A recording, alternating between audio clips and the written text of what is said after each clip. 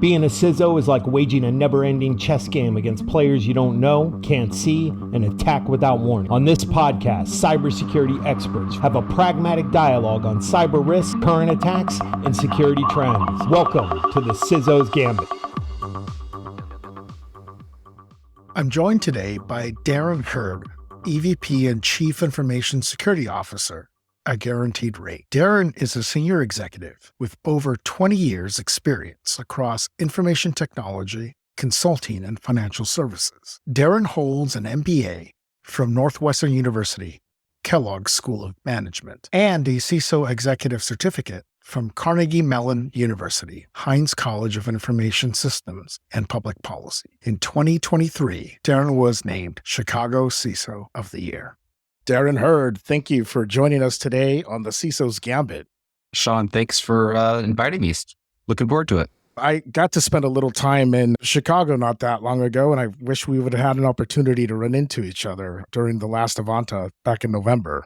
Yeah, absolutely. I'm surprised we didn't. The Avant events are great for local technologists, local CISOs to gather and what I like to say is talk shop. And so I think that the events do a good job of mixing networking and good topics to discuss.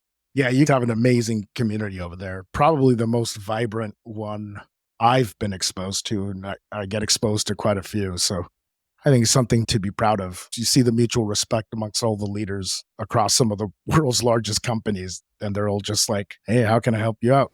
Well, I'm glad you said that. There are several people that have in different parts of the country in different roles that have said that the Chicago security network is very, very strong, very vibrant, very active. And I tend to hear that more and more often now. And it's hard for me to envision anything else because it's so good here. Oh, I can take you to other ones if you like. You'll definitely appreciate what you guys have built there. It is truly night and day from many of the others. And not to knock any of the other communities, it's just different in Chicago. We're all a helpful bunch. It's that Midwest camaraderie, man. I think it's awesome. Darin, you're the CISO of Guaranteed Rate, which is one of the largest retail mortgage lenders in the United States. Could you tell us a little bit about your role, some of the things that you've observed over the years regarding shifts in the industry and how it's affected not just your business, but your approach to security? I'd be happy to. Just a bit about my background and my role. So I have a CISO title, but it's a bit broader than what might be found in other orgs. So I'm responsible for security, also for technology, governance, risk and compliance, business resilience, our data office, and our tech business operations. So it's a bit broader role, but I think what the anchor there is that intersection between security, risk, data. So that keeps my team and I very, very busy on a day-to-day basis. But the mortgage industry is a very different industry than a lot of others. There's some different challenges that are unique to our industry. And the way I'll frame this is when times are good, they're very good. And when they're bad, they're very challenging. And if you think back to a few years ago, 2020, 2021, interest rates are down, economy is doing well, and we couldn't grow fast enough. And we tripled the size of our employees, quadrupled the size of our tech teams, and did acquisitions. And it was just tons of great challenges on that path to growth. And then rates start creeping up and the housing costs keep creeping up and that volume drops. And then now we're figuring out, all right, how do we adjust to the challenges of the marketplace? And we're, cutting expenses where we can, both in technology and people. And the reason I describe that is most industries don't go through multiples of increases and decreases in such a short period of time. So I've had to adjust to security program to those realities of volume changes and acquisitions and threats, in our industry. It's like very focusedly how we manage the demand and priority of work with them, and how we build that program very, very purposefully with focus in what we're need that limited amount of resources that we do have. So that's a fascinating perspective. The fact that you can have your business effectively booming. I'm going to be a little hyperbolic here, effectively booming. And then all of a sudden it's not, and it's almost the inverse. That is a pretty crazy concept. And how the heck do you create a risk plan around? Because some of these factors are directly out of your control as an organization, right? Yeah. And you guys don't set the rates. You're subjected to them kind of like anyone else is. But how do you get ahead of that? I guess the way I sometimes frame it is, I always like the definition of the very succinct definition of grit, which is accepting your reality and choosing your response. So we have to accept our reality of the rates are what they are. The economy is what it is. A lot of this is out of our control, but then focusing on what we can control. And the way we look at it is that when you're growing, you're adding assets. That's in people, that's in technology, it's in partners. And what you're trying to do is identify and build systems that can scale with that growth. Because you can't, if you triple the amount of employees you have from several thousand to 10, 15, 20,000, manual processes don't scale. Sometimes even automated processes, some bend, some break. And what you need to do is really identify what are the systems that you could put in place that can scale with that growth and still protect those assets, those partners, those integrations. So that's like one way, I think about how to manage through that growth. Technology-wise, then, is that what has driven aspects of your adoption of cloud technologies? It would seem that it would be a natural fit given the nature of the business. Is that just too obvious or deeper than that? You're 100% spot on, Sean. When the program we built here at Guarantee Rate, you call it cloud-based, but really what that means is if you think of a cloud that has elasticity to scale up when volume is up and down when volume is down, the ability to do so quickly, the velocity of that change. Our program is built around our ability to scale and contract with the business so that we're not having to go from, we have a bunch of hardware that we need to then buy and scale, and then the business contracts, and then we're sitting on all this hardware that we have nowhere to deploy it to. And that's where we've leveraged cloud providers, partners, et cetera, to help our program scale and contract as the business does. Yeah, I don't miss the days, which I know a lot of our colleagues out there are still dealing with this. You're sitting at the dock waiting for some appliance to show up or some server to show up because you got to get out of the box racked up so you can start depreciation on it. Be much. And actually, to give you an example, when COVID went down, our VPN infrastructure, which we had employees working across the country. We had a fair amount of capacity, but we had never tested everybody working from home, which is probably like most companies. But we did have a fair amount of people mobile and using our VPN.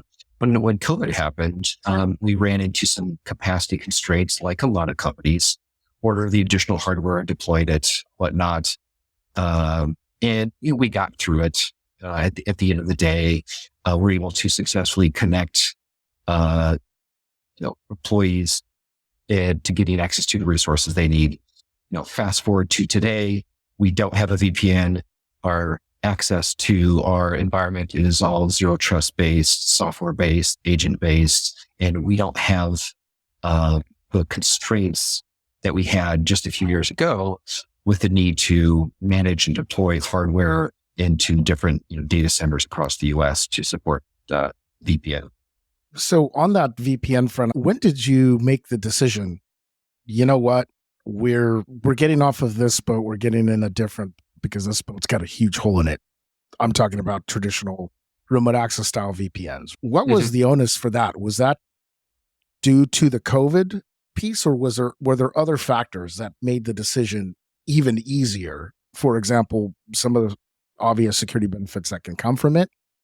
Or was it truly, hey, we have a capacity issue, we need to quickly address this to keep the business up and running? Yeah. So the decision was sometime in maybe 2022. It partly was a capacity challenge, but not exclusively. I think the two things that were really driving that change, maybe three things, but first was when we moved to a zero trust network access and went the direction of Zscaler private access. You all have more points of presence. Those points of presence allow our employees across the US to hop to a closer hub. And as a result, we have a better login experience in, I'll call it snappier apps. So their experience on a day-to-day basis was noticeably different.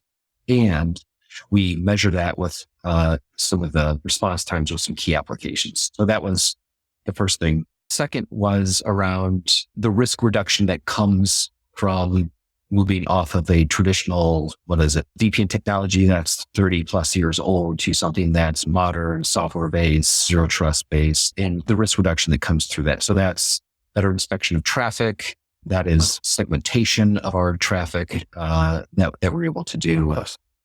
There's a large push on that risk reduction front. And then I think the last thing, with the point you started with, is capacity. It's just easier for us to scale up and scale down if it's software-based versus hardware-based.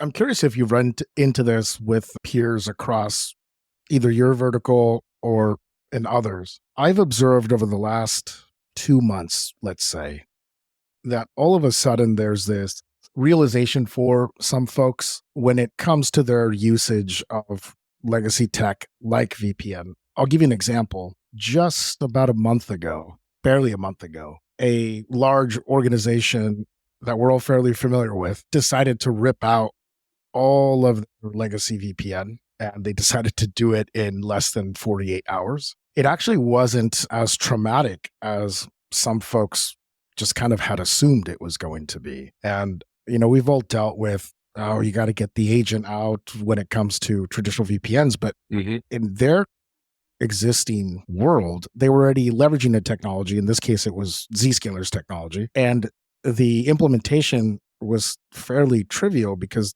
they didn't have to deal with the traditional routing and all of that funky stuff that happens when you're doing a remote access. Have you seen that across your peer group at all? Because I'm just starting to see it where all of a sudden, and maybe some of the vulnerabilities that were announced with like Ivanti and some of these others, every couple of months, it's another major provider saying, our bad. But the CISO warning, I can't think of a time, and perhaps your memory is better. I can't think of a time where an extension of Homeland Security said, stop using this technology immediately. What do you make of all of that? First, I think your perception aligns with mine, which is my perception is that more often recently, there's been more warnings around VPN technology. And whether it's, to get off of it, to move, to patch, just seems like it's dominating more of the security related events, announcements, patches than you've seen in the past. Talking to peers in the industry, peers in, similar roles, there's a bit of FOMO when you're missing out, when you're like, I'm already on a zero trust network access, authenticating by MFA and soon to be biometrics. And you're talking to someone who has a large complex network that you're still running that's VPN based. And then the conversation veers towards what's the experience like with zero trust access, and what are the roadblocks or the challenges that they've had with their companies that have prevented them or maybe taking longer to make that transition. But at the end of the day, I think there's like a FOMO because they don't want to be on the old technology that they're having to patch that's, complex to build and operate. They want to be on something that's a bit modern tech stack. In your operations group, does your team have day-to-day break fix on those back when you had those legacy technologies? Was that your team or was that another organization that owned that? Yeah, great question. So the VPN technology was run by our networking team, who's a fabulous group of people that manage and build and monitor all of our different branch office network connections. Fast forward to today, the Zero Trust ZPA connection is managed by my team. And so that went from a networking thing to a security thing that's run out of the engineering out of my engineering group and the operations out of the operations. Yeah, that has a huge impact on how quickly some of those things move. Yeah. In a positive direction when you have the ability to control the resourcing on that. Yeah. And I think what's also helped is we rolled out, we already had agents on all the desktops for web traffic inspection. And so extending the capability to Zero Trust network access was fairly easy. And we have a guaranteed rate is actually a number of companies. We have an insurance company, title company, multiple mortgage originating companies.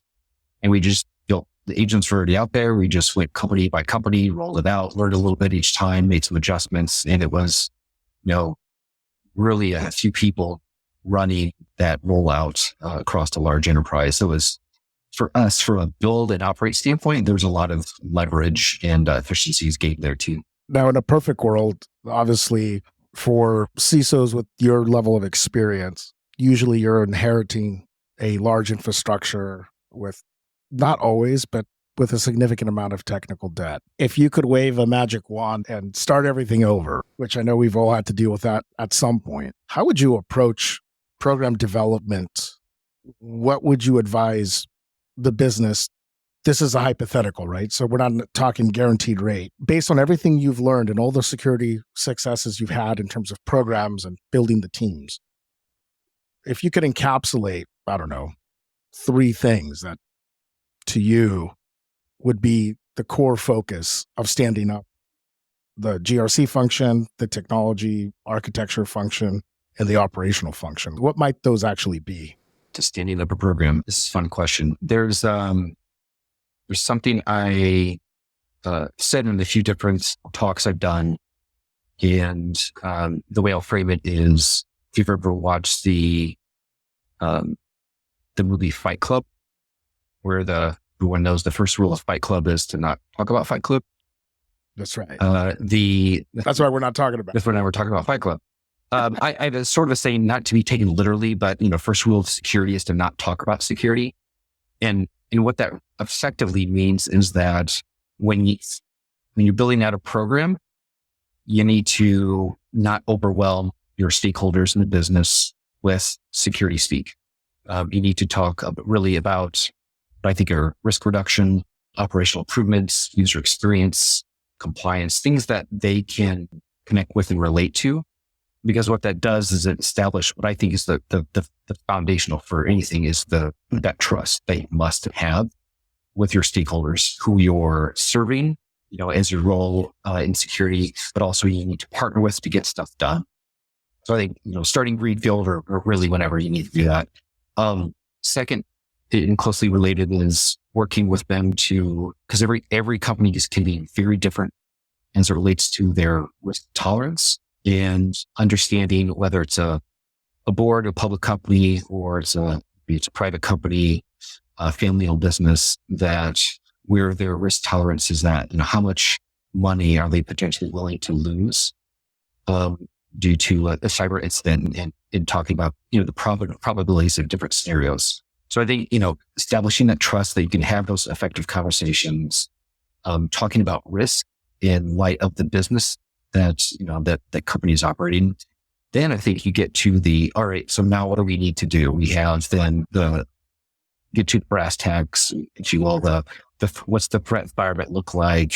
What technology exists? What's the people look like? And then ultimately building out a roadmap that pulls together the people, process, and technology that's aligned to that risk tolerance, that's then supported by that trust you've built. So that's generally how I would approach it. I have a very, very high level without talking too much tech. Based upon the difficult situations a lot of our peers are being put in today, for example, being responsible for a particular risk outcome where perhaps they may not have the direct capability to effectuate that change. What do you think about what's happening from a legislation standpoint? And more importantly, the way that a lot of us are being put in, I'm not going to say no-win situations, but I have heard that kind of rhetoric from a lot of other security leaders. I don't necessarily subscribe to that, but I can empathize with the point that they're trying to make. Hey, it feels like we're trying to build this program. It's been stop, start, stop, start. I'm not getting the right support for whatever the reason may be. And it could very well be that they didn't do the three things you outlined, or they did, and maybe the positioning of it, the selling of the approach might be part of it. What do you make of these new requirements? The SEC has got a lot of people really concerned.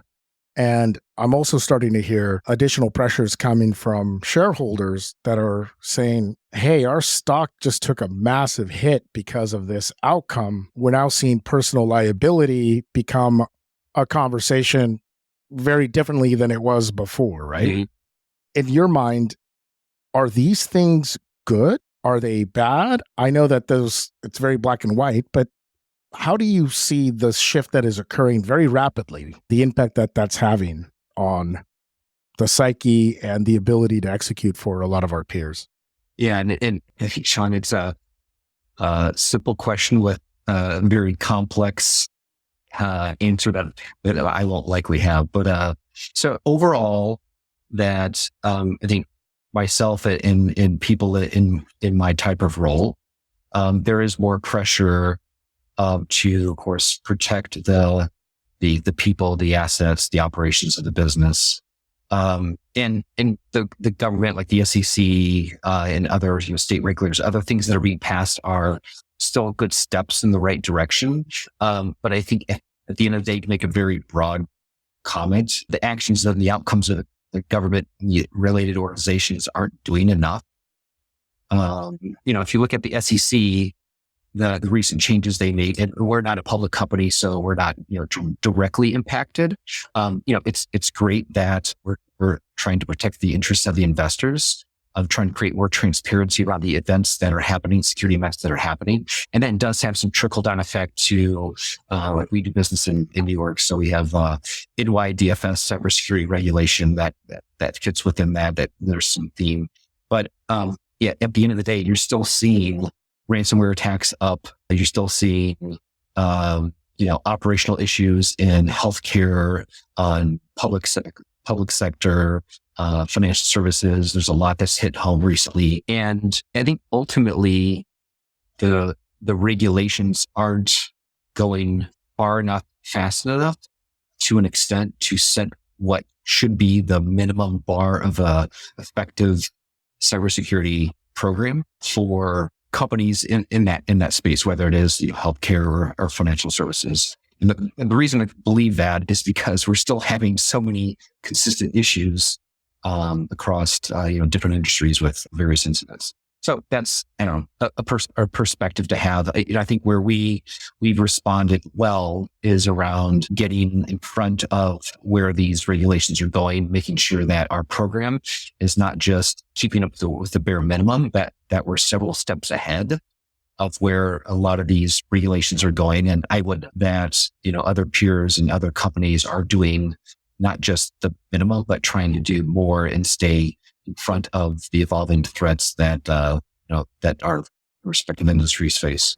Yeah, and obviously we're speaking at a very high level because you and I both know it's a far more complex challenge that we're certainly not going to be able to solve in the span of an hour. But it's interesting to get other leaders' points of views on it, because I've actually had friends of mine call me up and say, I'm kind of thinking of stepping out of the space. And I'm sure you've had similar conversations, and sometimes it's personal in nature, but now it's like, I don't know if it's really something I want to get tangled up in. Yeah.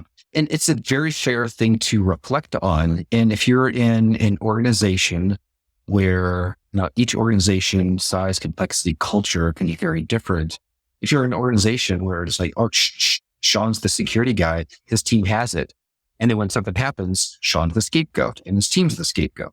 That's not a great position to be personally or professionally. And that's where, if you think of the phrase we all use likely is the security is a team sport. And if you think of the people that should be in your court in helping to manage the program, steer the program, support the program, people in operations and finance and risk and compliance and legal. And if you and your respective peers are all aligned on what you're doing and how you're doing, where the program is and what it is today, what it can be tomorrow, but also recognizing that, at the end of the day, it's the phrase, if it's not if, but when, and you're not ending up in this as a scapegoat for something that might happen because it was an executive team alignment around the risks we were managing, the program we put in place, the controls we put in place, as well as the trade-offs that we've made and the risks we've accepted. So it doesn't end up at the end of the day, a security incident happening and they're going, hey, Sean, what did you do? I'm like, well, we knew it wasn't perfect. So go figure. And that right there is kind of the crux of it. We often find ourselves negotiating how much we're willing to give up. And it's not always couched that way. Even risk models themselves, right? The traditional AIL model we've all been taught in Security 101, and we try to apply that to reality and we go, oh, none of these numbers make any sense. And any business partner is going to laugh me out the room when I tell them, oh, your potential outage cost is going to be $10 million a minute. And they're going to be like, I don't really know if this person understands how we get paid here as an organization. Absolutely. One of the things I've found that's been very helpful is tactically the use of a risk register, where you can go through this program of sort of see something, say something as part of first line of defense. And we then facilitate a cross-functional discussion amongst technology and business leaders around there's this thing that poses a risk and some scope, some challenges with it, whatnot, and then what are we going to do about it? So it ends up using it as a way to facilitate conversation, engaging peers on that decision process. And there's times where it makes sense to accept the risk and for a short period of time. There's other times where it absolutely is not the right answer and you get everybody aligned. And when you're aligned, then the execution around resolving that risk becomes much more effective. But that risk register has helped us facilitate a lot of those conversations. Your experience and the success that you've had with the way you're communicating out the risk register, are you aligning to a particular framework around risk measurement? I know a lot of organizations will build their own, but you guys actually have actuarials in the business, right? So I'd be curious how that conversation goes down if you're talking to an insurance leader and you go, here's the probability of risk. And they go, that's cute. What's that like? Yeah. So our program right now is more qualitative than quantitative. We are bootstrapping our quantitative program. It is crawling, but we're making some progress. In the why behind that is at the end of the day, you want to have a conversation that is built on probability of impact and probability of risk.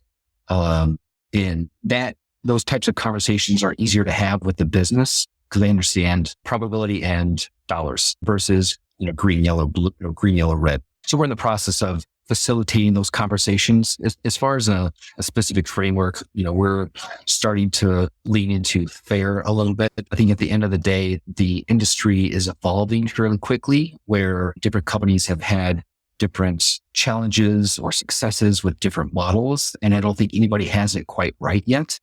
Because if someone did, and that way of telling the quantitative story was just well laid out, you'd probably see a technology vendor just eating up market share for different companies because they're going to want some of that. But in the meantime, I think we're all just trying to figure out a way that we can communicate the rest of the business and something that's more effective than just the fear, uncertainty, and doubt with the color red.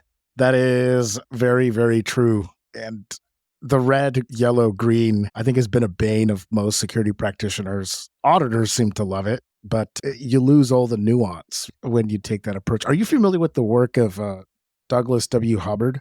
I know Doug. I've done some work with Doug, some presentations. It's been a few years. I actually hired him several years ago. I was at a different company, and he and his team helped build a quantitative risk model for the security program, which was excellent.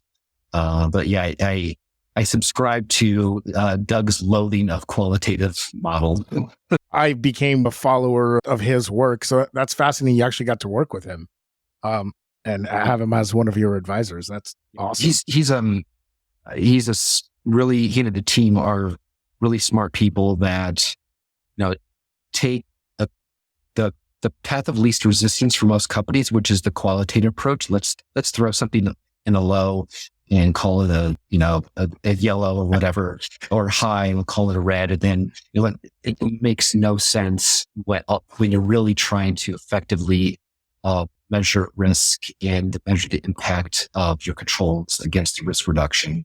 But it's what many companies use. It's a tool we have like right now, but we're slowly getting away from it. But it does take a bit of a runway to get it off because most companies, most executives haven't had exposure to quantitative risk management in this way, especially from a security standpoint. And so it takes some communication here. Yeah. Even something as ubiquitous as the NIST standards, right? Mm-hmm. The 853 series. You can take the high, medium, low kind of approach. And ultimately, and I've seen it happen over and over again. You have a third party assessor. If you're working in the feds, it's a 3APO or whatever. Ultimately, it's a qualitative read of how they interpret it, right? And it's like, I think that's what gets some professionals into trouble.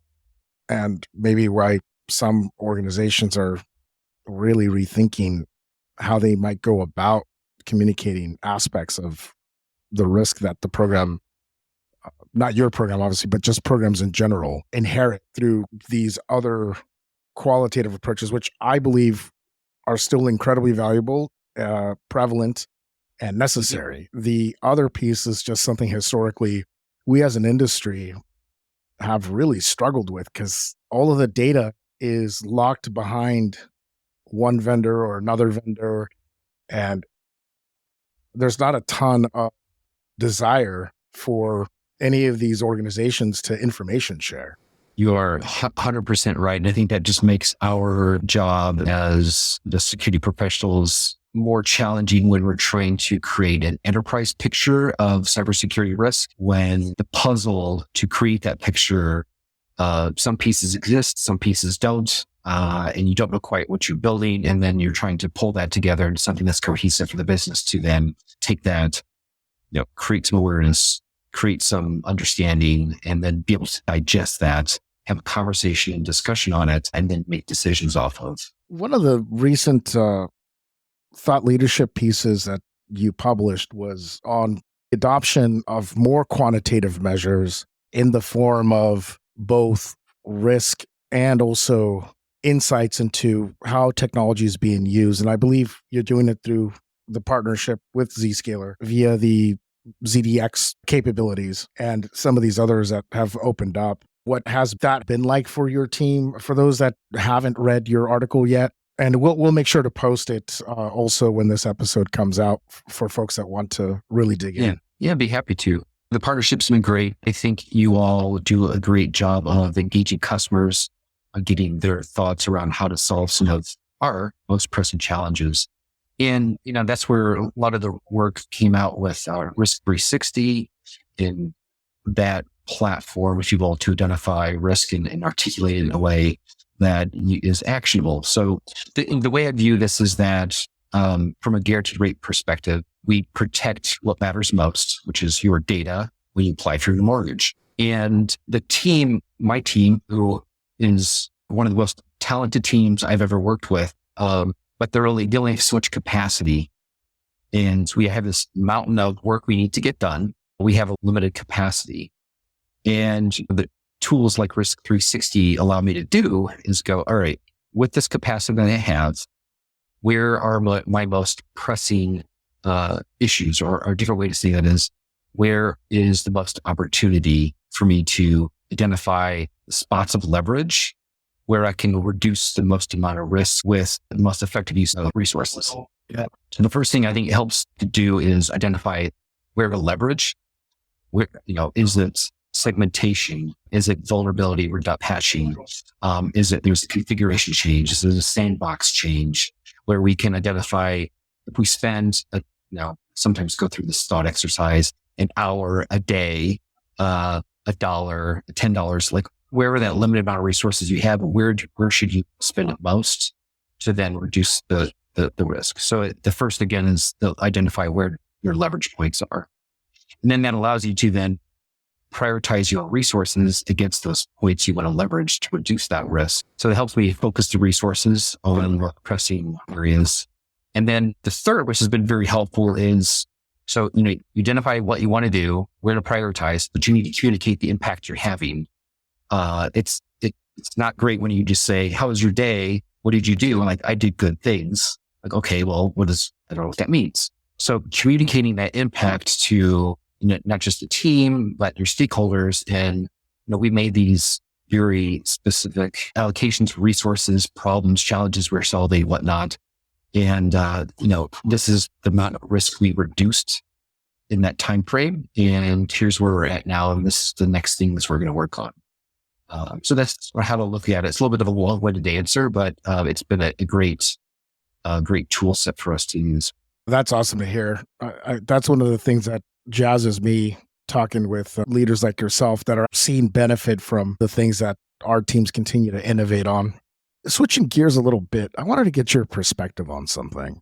I used to be chief security officer of a student loan underwriter many, many moons ago. And one of the things that you might get a kick out of this, we were required by the feds to maintain wet signed copies of the original. You're shaking your head. I think you know where this is going. The requirement was that we maintained wet signed copies of these loans that had been originated through us and underwritten technically by us, but really underwritten by the federal government. One of the biggest challenges that we had was ensuring that any digital copies, because there was a provision that for certain cases, we did not have to furnish the original wet signed copy. We could provide a true and exact digital copy that had been validated and through this particular system. Something that I've observed across financials, and I don't know if this has been your experience because I've been on the outside kind of looking in and speaking with other leaders, is there's been a tremendous amount of focus on data security in the context of confidentiality. However, I always wonder, well, integrity is a huge part of what we do as well. And we see it over and over again with ransomware attacks. We used to have a lot of fraud that used to occur. We had an entire fraud department that would try to catch these things. And one of the angles that these criminals would take is they would write up a bunch of these student loans, basically cash out all the money that was supposed to go to classes. And then they'd turn around and say, well, you got to be able to provide me. They would often litigate it. And now you have to provide the actual wet signed copy per the law. What I haven't seen yet, and maybe it's happened, have there been campaigns to try to destroy the integrity of some of those true and exact copies for the purposes of effectively creating a gap in the ability to collect? And I know that there's safeguards out there for it. Have you seen any movements, either from a threat actor standpoint? Is that even a legit consideration today? Are there now countermeasures to prevent that? And is that even something that's necessary in the mortgage space? So, Sean, that's a great question. From a mortgage standpoint, I have not. We work closely with our SARS team, which is our suspicious activity reporting team. I have not heard of that scenario popping up in any of the work that my team has done with them. We do get a lot of occupant fraud specific to mortgage, like occupancy fraud. As an example, we have a lot of wire fraud, unfortunately, in our space. Title companies tend to not have the best security, as do some borrowers, as do some lawyers and whatnot. So that tends to be one of the sticky points that my team gets involved with. I haven't specifically heard around, call it fraud or related to doc management of wet signed copies in order to get out of the payback of the loan. Yep. Yeah. I'm curious what you discover there, because I keep thinking to myself, I'm like, basically getting the loan written off as a service. Yeah. I'm sure it's been tried. Yeah. Usually the stuff I've seen that gets reported from a governance standpoint, not seen that case come up before. Yeah. It's probably something just in the back of my mind, because I'm always seeing conspiracies everywhere. Yeah. Well, Darin, I really am appreciative of you taking the time and sharing with us your experiences, some of your wisdom. And I truly hope that we finally get to meet in person. Maybe next time I'm in your neck of the woods, I'll reach out. Yeah, absolutely. Next time you're in Chicago, let me know. It's the next Avanta event, which I think might be in April or May. I'm not sure. It's coming up. And if you're heading this direction, let me know and we'll connect over a libation. That sounds like a plan. All right, Darin, thanks again. Thanks, Sean. Appreciate it. You've been listening to the CISO's Gambit. I'm your host, Sean Corrigo. Thank you for tuning in. If you enjoyed this show, please leave a comment and subscribe.